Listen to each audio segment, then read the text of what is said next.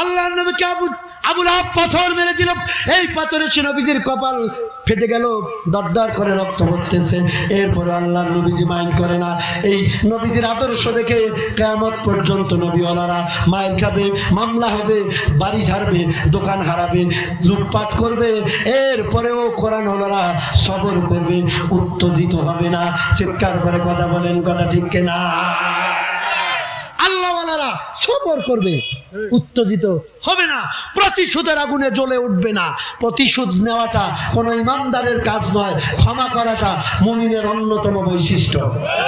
যাদের অন্তরে 40, 42, 71-এর প্রতিশোধের আগুন জ্বলে, তারা যতই মুসলমান, ইসলাম ওয়ালা, কালিমা ওয়ালা, নবীর উম্মত দাবি করুক, নবী ওয়ালা হতে করে প্রতিশোধ নয়, ক্ষমার গুণ অর্জন করতে হবে। আজকে আমাদের নাই এই গুণ, তো আমাদের নাই, আছে শুধু অন্তরের ভিতরে প্রতিশোধের আগুন দাউ দাউ করে জ্বলে। আল্লাহ কয় তুইও খেলবি খেল, আমি আল্লাহও খেলি। ওয়াইয়াম করুনা ওয়াইয়াম করুল্লাহ, তোর খেলা আর আমার খেলা এক নয়। ভাইয়ের আমার সম্মানিত মা বোনেরা, আল্লাহর নবী জনাব মুহাম্মদ রাসূলুল্লাহ সাল্লাল্লাহু আলাইহি সাল্লামকে পাথর মেরে দিল। আবু লাহাব হাত দিয়া ঢেল মারলো, পাথর মেরে দিল, নবীজির কপাল ফেটে রক্ত পড়ল। আল্লাহ রাব্বুল আলামিন নবীজিকে সান্ত্বনা দেওয়ার জন্য আল্লাহ পাক দেরি করলেন না, জিবরাইল পাঠায় দিয়ে সূরা লাহাবটা নাযিল করে আমার নবীকে সান্ত্বনা দিলেন। হে নবী, আপনার চাচা আপনাকে পাথর মারছে, কপাল ফেটে দিয়েছে, মন খারাপ করবেন না, গোসা হবেন না, রাগ করবেন না। আল্লাহ জবাব দিচ্ছেন, তাব্বাত ইয়াদা আবি লাহাবি ওয়া তাব। হে নবী, ওই আবু লাহাব ধ্বংস হয়ে যাক, ধ্বংস হোক বেটার 2 হাত, কারণ আপনাকে হাত দিয়ে পাথর মারছে। কথা বলেন, এই আয়াতের ওয়াজ হচ্ছে ডাইরেক্ট ওয়াজ। আল্লাহ নবীকে অর্ডার করে দিল, নবীজি আপনি তাফসীর করে জাতিকে জানায় দেন। আলেম ওলামারা কিয়ামত পর্যন্ত তাফসীর করে জানায় দিবে। নবী আপনি আজীবন থাকবেন না, কিন্তু আমার এই কোরআন কিয়ামত পর্যন্ত থাকবে। আপনি নবীর মতো করে, সাহাবাদের মতো করে যারা এই কোরআন পড়বে, বুঝবে, মানবে, কোরআনের সমাজ প্রতিষ্ঠার আন্দোলন করবে। আবু লাহাবের নাতিপুতি, চেলা চামচা, আবু লাহাবের বান্ধবী কিয়ামত পর্যন্ত থাকবে। তারা যদিও পাথর মারবে না, মাঝে মাঝে ঠুস করবে, কথা কয় না মেয়েরা, মাঝে মাঝে গুম করবে, মাঝে মাঝে ফাঁসি দিবে, মাঝে মাঝে ইনজেকশন মারবে। এই আয়াতের ব্যাখ্যা, আবু লাহাব মার্কা তারা কোরআন ওয়ালাদেরকে আঘাত করে যারা। এই কথা কি আমার? এই আয়াতের তাফসিরে কাশফ বাইজাবি যদি কেউ পড়তে পারেন, কামিল ক্লাসে আল্লাহ আমাকে পড়িয়েছে, তামিল ক্লাসে আমি পড়িয়েছি, আমার উস্তাদ আমাদেরকে একবারে A to Z আরবি টু আরবি কিতাব পড়িয়েছে। এর ব্যাখ্যা পড়বেন কাশফ বাইজাবিতে, আপনার কলিজা ঠান্ডা হবে। আমি আর কয়টা বলবো, কিতাবে আছে এতগুলো কথা, বললাম তো এইটুকুন। আল্লাহ পাক নবীজিকে সান্ত্বনা দিচ্ছেন, হে নবী মন খারাপ করবেন না, পাথর মারছে তো কি হয়েছে, কিয়ামত পর্যন্ত জারি করে দিলাম, আপনার যে বেটা আপনাকে পাথর মারছে ওই বেটার নাতিপুতিরা কিয়ামত পর্যন্ত আপনার কোরআন ওয়ালাদেরকে মারবে। মারবে যারা আবু লাহাবের নাতিপুতি তারা। আর কথা বলেন ঠিক কিনা? রাগ করতেছেন? আপনি রাগ করলে আমার কোনো যায় আসে না, আপনার বাপের টাকায় পড়ালেখা করি নাই। কোরআনের সত্য কথা না বলে জাহান্নামে যাব নাকি? আল্লাহর আদালতে আসামির কাঠগড়ায় দাঁড়াবো নাকি আপনার ভয়ে? আমি আমার বাপকে ভয় পাই না, আর আপনি? আমার বাপও যদি কোরআন সুন্নাহর বাইরে চলে, 2 বাপ বেটা লেগে যায়। যেটা কোরআন ওইটা আমি মানবো, কারণ আপনি আমার বেটা মানেন আর না মানেন এইটা আমার দেখার বিষয় না। আমি কোরআন, ইসলাম, নবীর আদর্শ ছাড়া অন্য কোনো পথে চলতে পারি না। কথা বলেন ঠিক কিনা? এই শপথ নিতে হবে আপনাকে। বাপ করে আওয়ামী লীগ, বেটা করে বিএনপি, খাবারের টেবিলে পেরায় দিলে ঘুষে ঘুষে। বাংলাদেশে নাই? বাপ করে এরশাদ মাহমুদ দল, বাপ রে বাপ, সকালে এক কথা, সন্ধ্যা এক কথা, ওই চাষিও হয়েছে একই রকম। একটু বেকায়দা দেখলেই সব কথা একবারে ঘুরে ডাইরেক্ট। আরে কথা কন না কেন আপনারা? ভাই আপনারা কি ভয় পান? যা হয় আমার হবে, আপনাদের কিচ্ছু হবে না, কিচ্ছু হবে না। মুসলমান ভাই আমার একটু মেলান, আল্লাহ রাব্বুল আলামিন নবীজিকে আয়াত নাযিল করে দিল, হে নবী মন খারাপ করে, ভাই হ্যালো ভাই, ভাই সমস্যা কেন ভাই? ও আল্লাহ পাক সান্ত্বনা দিচ্ছেন, নবীজি আবু লাহাব ধ্বংস হয়ে যাক, সাথে সাথে আবু লাহাবের 2 হাত ধ্বংস। কিয়ামত পর্যন্ত যারাই কোরআন ওয়ালাদেরকে মারবে একই কথা, তারা ধ্বংস হবে, সাথে সাথে যে হাত দিয়া মারবে ওই হাতও ধ্বংস হবে। এই মারাটার মানে কি? কলমের খোঁচায় মারা হোক, লাঠির খোঁচায় মারা হোক, বুদ্ধি দিয়া মারা হোক, ষড়যন্ত্র দিয়া মারা হোক, মামলা দিয়া মারা হোক, জেলে মারা হোক, আর যেভাবেই মারা হোক, আর ইনজেকশন দিয়ে মারেন, ডাইরেক্ট তাব্বাত ইয়াদা আবি লাহাবিন ওয়া তাব, সরাসরি আল্লাহর কথা। বাস আল্লাহ তাআলা নবীকে সান্ত্বনা দিলেন। নবী যে এই সূরা পাওয়ার পরে সাহাবীদের সামনে ওয়াজ করতেছে, ভালো করে শোনেন।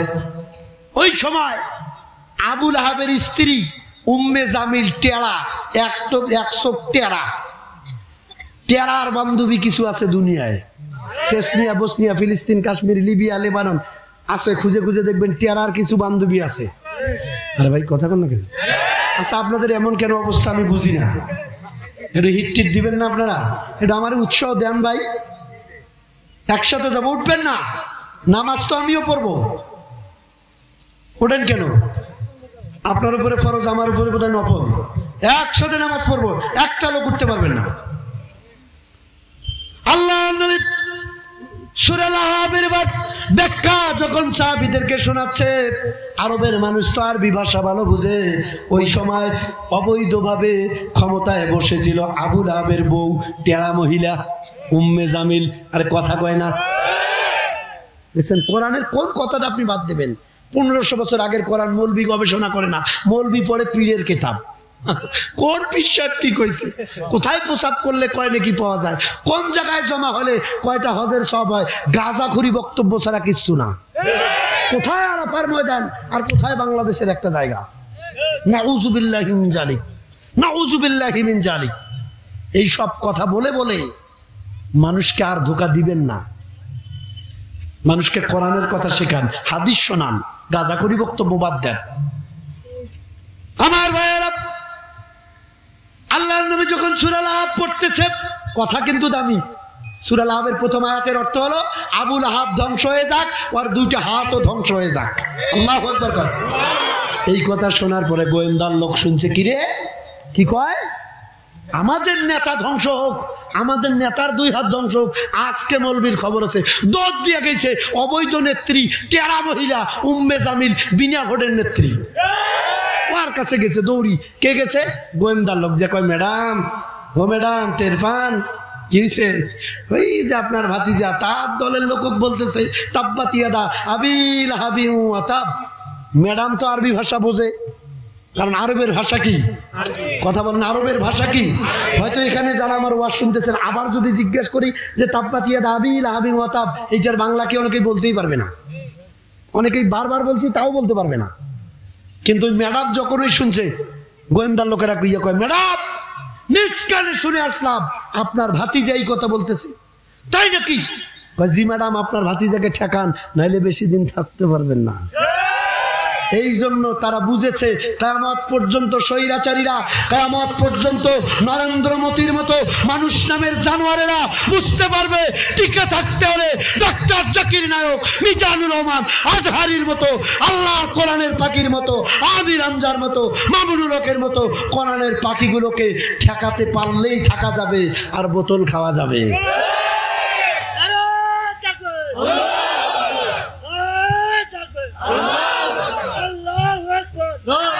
জি আলহামদুলিল্লাহ, শুকরিয়া। সম্মানিত ভাইরা, টেরার কাছে গিয়া গোয়েন্দার লোকেরা বলছে, ম্যাডাম বিপদ। কি হয়েছে? আপনার ভাতিজা এই কথা বলে যে আপনার স্বামী ধ্বংস হোক, আপনার স্বামীর 2 হাত ধ্বংস হোক। টেরা মহিলার স্বামীর নাম কি? কি নাম? আবু লাহাব। টেরা মহিলার মেজাজ খারাপ। কি রে, এত বড় সাহস, মাথার কাপড় কোমরত খিচে একটা লাঠি নিয়ে দৌড়। হাদিসের ভিতরে আসলো, তাফসীরের ব্যাখ্যা লিখতে গিয়ে মুফাসসির একরাম বলেন যে একটা লাঠি হাতে নিয়ে টেরা মহিলা আল্লাহর নবীকে মারতে যাচ্ছে। জিজ্ঞেস করতে চাই, আল্লাহর নবীর অপরাধ কি? আল্লাহর নবীর অপরাধ কোরআন থেকে তাফসীর করা। সেল্লাই কথা বলেন ঠিক কিনা? আজও লাঠি পিঠা খায়, লাল ঘরে গিয়া রিমান্ড নামক নির্যাতনের স্টিম রোলার সহ্য করতে হয়, কোনো অপরাধ না, নো গাঁজা, নো ফেন্সিডিল, চুরি ডাকাতি, জিনা, হত্যা, ডাকাতের টাকা মেরে খাওয়া, এগুলো সব ভুয়া কথা। আসল কথা হলো কোরআনের কথা বলায় অন্তরে বড় জ্বালা। বাস মেলে না, মেলে না, এগুলো তো শুনতে হবে নাকি? আর কি শুনবেন? এর থেকে ভালো কথা আমার জানা নাই। উম্মে জামিল একটা লাঠি নিয়ে রাসূলুল্লাহকে মারতে আসতেছেন। আউযুবিল্লাহ কর। আল্লাহর নবী সাহাবাদের সামনে সূরা আল-হাব বারবার তেলাওয়াত করে করে নবীজি আমার জান্নাতি কণ্ঠে সূরা আল-হাবের তাফসীর শোনাচ্ছে। সাহাবীরা চাতক পাখির মতো শুনতেছে। হঠাৎ করে আল্লাহর নবীজির ডান দিকে বসা হযরতে আবু বকর সিদ্দিক রাদিয়াল্লাহু তাআলা আনহু, হযরতে আবু বকর আমার নবীকে ডাক দিয়ে বলেন, ইয়া রাসূলুল্লাহ, ওগো নবীজি, ইয়া রাসূলুল্লাহ, ওই যে দেখেন আপনার টেরাস আছে, ওই যে, আরে ওই দিক কই, ওই দিক দেখে, এটা না, ওই ওয়াজ তো সেখানে চলছে, আমার দিকে দেখেন। হযরতে আবু বকর ডাক দিয়ে বলেন, ইয়া রাসূলুল্লাহ, ওই যে দেখেন আপনার টেরাস আছে, যেভাবে মশানে লাঠি নিয়ে আসতেছে, না জানি আপনাকে কত বড় বেজ্জতি করে। আল্লাহ নবী দেখলেন বিপদ। কি জোরে কোন কি? চাচা, আপনার আমার জীবন চালাতে গেলে ভাই আপনার এখন বিপদ মুসিবত আছে না নাই? বিপদ পড়লে চেয়ারম্যানের কাছে যাবেন। কার কাছে যাবেন? মেম্বার না চেয়ারম্যান? উপজেলা চেয়ারম্যান। কথা কয় না, কথাই কয় না, কয় হুজুর আমরা যাই তো, মেম্বার, চেয়ারম্যান, উপজেলা চেয়ারম্যান, এমপি, মন্ত্রী, কাম একটিও হয় না। ঘুরি উল্টি 1 মাস পরে হুজুরের বাড়িতে, হুজুর আজকে এনা দাওয়াত, দেশি মুরগি দিয়ে খাওয়াবো, এনা দোয়া করেন, বিপদ, তাও কাম হয় না। হুজুর বুদ্ধি দিছে, কাম হওয়ার জায়গা আছে একটা। বিপদে পড়েছেন ভাইয়েরা আমার, ও মা বোনেরা, জীবনে যদি কোনোদিন কোনো বিপদ মুসিবতে পড়ে যান, তাফসীর ইবনে কাসিরের ভিতরে আসলো, মুফাসসিরে কেরাম বলেন, জীবনে যদি কোনো বিপদ মুসিবত পড়ে যান, দুনিয়ার কারো কাছে যাওয়ার দরকার নাই। গভীর রাত ওযু করে জায়নামাজ বিছাব, জায়নামাজের ভিতরে দাঁড়িয়ে যাবেন, আর বিপদের সময় আল্লাহকে বলবেন, ইয়্যাকা না'বুদু ওয়া ইয়্যাকা নাস্তাঈন। একটু আমার সাথে বলেন, ইয়্যাকা না'বুদু ওয়া ইয়্যাকা নাস্তাঈন। আয় আল্লাহ, ইয়্যাকা না'বুদু, আয় আল্লাহ, আমি তোমার গোলামি করি, তোমার দাসত্ব করি, আজকে আমার বিপদ। ওয়া ইয়্যাকা নাস্তাঈন, সাহায্য চাই কেবল কার? জোরে কোন। চিন্তা করতে পারেন, প্রত্যেক রাকাত নামাজে, প্রত্যেক রাকাত নামাজে আপনি এই সূরা পড়েন, এই আয়াত পড়েন, কিন্তু আপনি কি টের পান কি বলেন আল্লাহকে? অথচ নামাজ পড়ে আল্লাহকে বলার পরে কিছু বোঝে না, বের হয়ে একটু সাহায্যের জন্য চেয়ারম্যানের বাড়ি যা কয়, বাবা আপনি ছাড়া আমাকে আর কেউ বাঁচাইতে পারবে না, সাথে সাথে একটা শিরিক হয়ে গেল। কথা কয় না? স্যার আপনার কাছে এসছি কেন? আপনি ছাড়া আমাকে আর বাঁচাইয়া কেউ নাই। গাধা কোথাকার, তোর সারে বাঁচে না, আর কথা কয় না। আপনি ছাড়া আমাকে আর কেউ বাঁচাইতে পারবে না, একমাত্র আপনি পারেন। শিরক, শিরক, 100% শিরক। কে বাঁচাবে? আল্লাহ। ওয়া ইয়্যাকা নাস্তাঈন, সাহায্য চাইবো কার? আল্লাহর নবী হযরত আবু বকরকে ডাক দিয়ে বলল, যখন হযরত আবু বকর বলেন, ইয়া রাসূলুল্লাহ, ওই যে বিপদ লাঠি নিয়ে আসতেছে, নবীজি বললেন, লা খাউফুন আলাইহিম, ভয়ের কোনো কারণ নাই। ইয়া আবু বকর লা তাহজান, তুমি ভয় পেও না। ও আবু বকর, আমরা মাইনরিটি না, আমরা মেজরিটি, আমরা সামান্য কয়েকজন না, আমাদের সাথে তামাম জগতের সবথেকে বড় শক্তি একটা আছে। চিল্লায়ে বলেন, তিনি কে? তাবারাকাল্লাযী বিয়াদিহিল মুলক, সব শক্তির মহাশক্তি আল্লাহ। আবু বকর, আমরা মাইনরিটি না, আমরা মেজরিটি, আমাদের শক্তি বেশি আছে, কারণ আমাদের সাথে মহাশক্তি আছে। চিল্লায়ে বলেন আল্লাহু আকবার। আল্লাহর নবী বলেন, ভয় পেও না, লা তাহজান, দুশ্চিন্তা করো না, ইন্নাল্লাহা মা'ানা, নিশ্চয়ই আল্লাহ আমাদের সাথে আছে। আল্লাহু আকবার কবেন না? মুসলমান ভাইয়ের আমার, নবীজি আবার চক্ষু বন্ধ করলেন, টেরা মহিলা লাঠি নিয়ে আসতেছে, শুনতেছেন? মা বোনেরা ভালো করে শুনেন, টেরা যখন লাঠি নিয়ে আসতেছে, নবীজির অপরাধ হলো তাব্বাত ইয়াদা আবি লাহাবি ওয়া তাব, এইটা বলা। কোরআন বলে নবীজির অপরাধ। লাঠি নিয়ে আসতেছে, সমস্ত সাহাবীরা এই দৃশ্য দেখে সবার চোখের কোণায় পানি, কান্না শুরু করলেন। সাহাবীরা কাঁদতেছেন। আল্লাহর নবীর সামনে এবার টেরা মহিলা দাঁড়ায় গেল। নবীজি কারো সাহায্য চায় নাই, চক্ষু বন্ধ করে আল্লাহর কাছে মেসেজ দিয়া আল্লাহকে বলতেছে, রব্বুল আলামিন ইয়্যাকা না'বুদু ওয়া ইয়্যাকা নাস্তাঈন। আয় আল্লাহ, সারা জীবন তোমার গোলামি করলাম, তোমার দাসত্ব করি, টেরা আমাকে লাঠি দিয়ে মারতে আসতেছে, আমারে বেইজ্জতি করতে চায়। এই বিপদের সময় আল্লাহ তোমার সাহায্য আমি চাই। আল্লাহ নবী চক্ষু দুটা বন্ধ করলেন।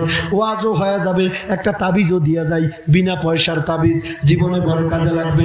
কোন বিপদে পড়ে যান, মুসিবতে পড়ে গেছেন, সাথে সাথে কি করবেন? বা চক্ষু বন্ধ করবেন, চুপচাপ থেকে মনে মনে সূরা ইয়াসিন পড়বেন। ইয়াসিন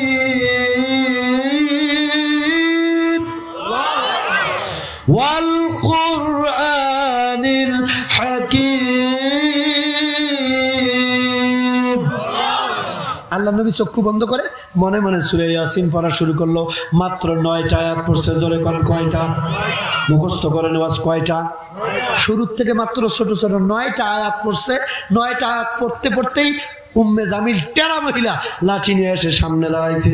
দাঁড়িয়ে এসে আবু বকর ডাক দিয়ে বলে, ইয়া আবু বকর, এ আবু বকর, এ তোর নেতা আমার ভাতিজা কই রে?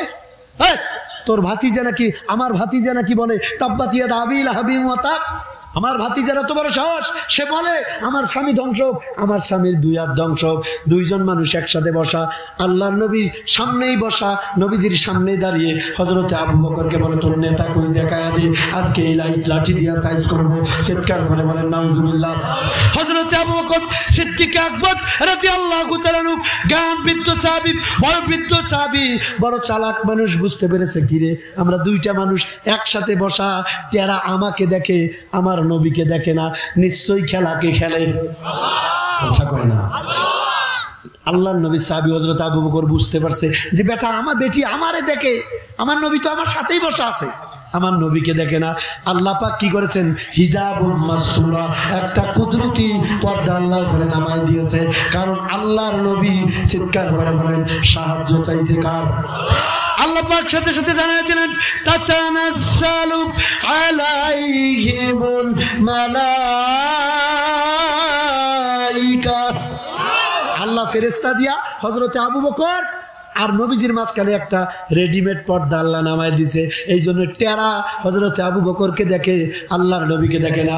হযরতে আবু বকর বুঝতে পারছে, বারবার কয়, আবু বকর তোমার নেতাকে দেখায় দেয় তো, আজ ওর নেতাগিরি বের করবো। সে বলে আমার স্বামী ধ্বংস হোক, আমার স্বামীর 2 হাত ধ্বংস হোক, আজ এই লাঠি দিয়া নাউজুবিল্লাহ দেখায় দাও। হযরতে আবু বকর বুঝতে পারছে, এবার কয়, মহিলা আমি তোর বাপের চাকর, আমার নেতার প্রয়োজন কোথায় আছে খুঁজতে পারিস না? সুবহানাল্লাহ করবেন না? জোরে করবেন না আল্লাহু আকবার।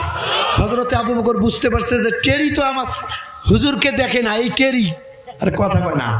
টেরির বান্ধবী দুনিয়ায় বহুত আছে, সব তাদের ভাল লাগে। জি বাংলা, স্টার জলসা, স্টার গোল্ড, এবার গাঁজা, ফেন্সিডিল, মদ, যাত্রা, সার্কাস, নাটক, এই সবে টেরির কোনো সমস্যা নাই। যত সমস্যা কোরআনের মাঝে। টেরি কোথাকার, মরবি না তোর হরর দি ঘুরে করবে আল্লাহ। এই কোরআন না পড়লে এগুলো বুঝতে পারতাম, কোরআন পড়ে পড়ে আল্লাহ এগুলো বুঝাইছে। কোরআন বেশি করে পড়বেন, উঠবেন না, শেষ করে বসে এখন এখানে জামাত হবে জি, একসাথে ও আজান দিবেন।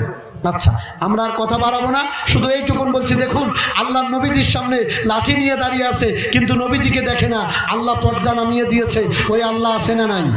ধরে বলেন আছে না নাই? জীবনে যত বড় বিপদ আসুক, ও যুবক, রাস্তায় চলতে গিয়ে বিপদ, ডাকাত ধরেছে, সন্ত্রাস ঠেকিয়েছে, আপনার বিপদ, দুশ্চিন্তার কারণ নাই। চক্ষু বন্ধ করিয়ে আল্লাহকে স্মরণ করে যদি আপনি আল্লাহওয়ালা হন, ইমানদার হন, নামাজি হন, পরেজগার হন, ভদ্র হন, বিশ্বাস করুন সূরা ইয়াসিনের মাত্র কয় আয়াত পড়বেন? কথা কয় না? কয় আয়াত? যাদের মুখস্থ নাই আজকেই মুখস্থ করবেন। মুখস্থ না করে ইশার নামাজের পরে মুখস্থ করবেন, তারপরে ভাত খাবেন, তারপরে ঘুমাবেন। মা বোনেরা এটা মুখস্থ করবেন। ওয়াজও হয়ে গেল, একটা তাবিজও হয়ে গেল। আপনি পরীক্ষা করে দেখেন। আরো অনেক কথা ছিল, সময় কম। আমার ভাইয়েরা, এই যে মাদ্রাসা, আজকে আমার কাছে সব থেকে বেশি ভালো লাগছে যে একটা মহিলা মাদ্রাসা, আমার কলিজার টুকরা, সোনার টুকরা 2টি বোন, 30 পারা কোরআন, একটা দুটা সূরা এখানে অনেকের মুখস্থ নাই।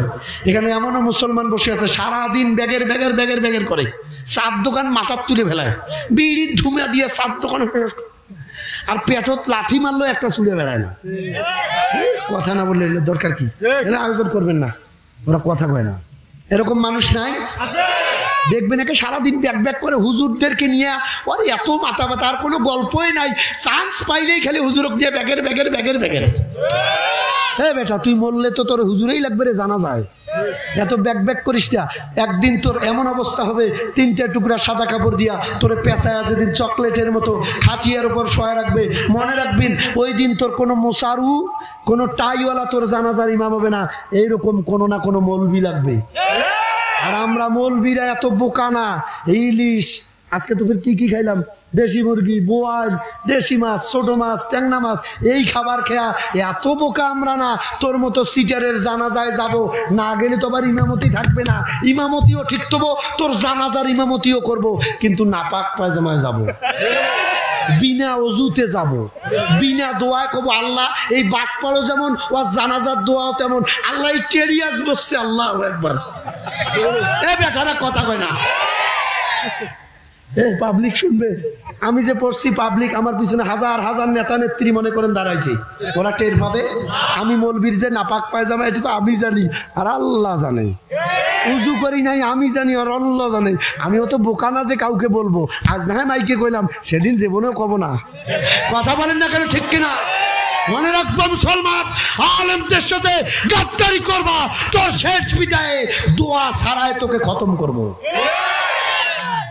ওর যখন জানাজা চলবে এইভাবে দোয়া ছাড়া, ওই তো কেউ শুনবে না, কিন্তু রুহুটা শুনবে না। ওই খালি কাটা কবুতরের মোবাইল শুনবে, থানা তখন ফোন দেবে, আজ হুজুরে থানা ফোন দেবে, ফেরেশতা কবে তোর মতাব্বরি শেষ, আজ থেকে মতাব্বরি আমাদের, একটু পরে খালি কবরে আয়, তো পাড়ায়া খতম করবো বেটা। কথা বলো না কেন, কথা ঠিক কিনা? মাথায় রাখবেন, মাথায় যে আব্দুর রশিদ ভাই বললো কি রে, এটা আমাদের জন্য একদম ইজি, এটা একদম ইজি, একদম ইজি। 4টা তাকবীর দিয়া জানাজা পড়বো, আমার মনে চাইলে তোর মতো সিটারের জানাজায় একটা দোয়াও পড়বো না, আমি খালি চুপচাপ থাকবো, মনে মনে চিন্তা করবো আল্লাহ খেলা তো শুরু হয়েছে, ওয়াম করুনা ওয়াম করুল্লাহ আল্লাহু খায়রুল মাকিরিন, আবার কব আল্লাহু আকবার। পাবলিক বলে বলে যাক হুজুরটা খুব ভালো রে, ভালোই জানাজা পড়াচ্ছে, তো বাস দেবো বাস। মনে রাখবি আলেমদের সাথে বেয়াদবি করবি না, আলেমদের সাথে বেয়াদবি করবি না। আল্লাহর নবী বলেন এক একজন আলেম, একবার আলেমের দিকে তাকাও, আলেমের নজরের দিকে তাকাও, সবাই তাকান। আল্লাহ রাসূলের সহিহ হাদিস, একজন আলেমের দিকে মহব্বতে তাকালে গাছের গোড়া ধরে ঝাঁকুনি দিলে যেরকম শুকনা পাতা পড়ে যায়, সাধারণ মানুষের ছোট্ট ছোট্ট গুনাহ আল্লাহ গাছের পাতার মতো ধরায় দেয়। ওই আলেমের দিকে তাকাও ঠিকই, লাঠি ধরি দৌড়াও না, কথা কয় না। তো বাস দিয়ে তোর জানাজা পড়বো, মাথায় রাখিস, মাথায় রাখবি বেটা। আজান হচ্ছে, কথা বাড়ানোর সময় নাই। এই যে মাদ্রাসা, আমি আপনাদের হাতে ধরি, পায়ে ধরি, আপনার ইন্তেকালের পরে আপনার কবরের পাশে, আপনার লাশের পাশে আপনার মেয়েটা কোরআন যেন তেলাওয়াত করতে পারে, ছেলেটা কোরআন যেন তেলাওয়াত করে, রব্বির হামহুমা কামা রব্বায়ানি সগীরা দোয়া যেন করতে পারে। এরকম এই নিয়ত করে আপনাদের কাছে অনুরোধ করলাম, মা বোনদের কাছে অনুরোধ করলাম, বিশ্বাস করুন একটা মেয়ের যদি আলেমা বানাতে পারেন, হাফেজা বানাতে পারেন, বিশ্বাস করুন কথা দিয়া গেলাম, মেয়েটা বিয়া দিতে গিয়া স্বর্ণও লাগবে না, টাকাও লাগবে না, বরং এমন জামাই পাবেন ওকে দিয়ে তারপর নিয়ে যাবে। এটা অন্তত এইটা বিশ্বাস করেন আপনি। মাদ্রাসার দিকে মহব্বত করবেন, নজর করবেন, অবশ্যই বাচ্চা মাদ্রাসায় ভর্তি করাবেন, অন্তত নিজের জন্য। আপনার মরার পরে ভাড়াটিয়া মৌলবি দোয়া করলে কবুল হতেও পারে, নাও হতে পারে, 50-50। বাট আপনার ছেলে যদি আলেম হয়, আপনার মেয়ে যদি আলেমা হয়, হাফেজা কোরআনের হাফেজা হয়, আপনার জন্য হাত তুলে রব্বির হামহুমা দোয়া করাবে। এই দোয়া বন্দুকের গুলি মিস হবে, আল্লাহর নবীর ভাষ্য অনুযায়ী দোয়া আল্লাহর কাছে মিস হবে না। এই জন্য পারবো না, মেয়ে ছেলে আছে, প্লাজু মার্কা বানানোর দরকার নেই, আল্লাহওয়ালা বানান, আল্লাহওয়ালা বানান। মা বোনদেরকে বলবো, সম্মানিত মায়েরা বোনেরা, অন্তত সন্তানগুলোকে আলেম বানাবেন, দিনী শিক্ষায় শিক্ষিত করবেন। আপনি ডাক্তার বানান, মাস্টার বানান, ব্যারিস্টার বানান, আমার কোনো আপত্তি নাই, কিন্তু কোরআন আর ইসলামের জ্ঞান যেন তার জীবনের ভিত্তিতে থাকে।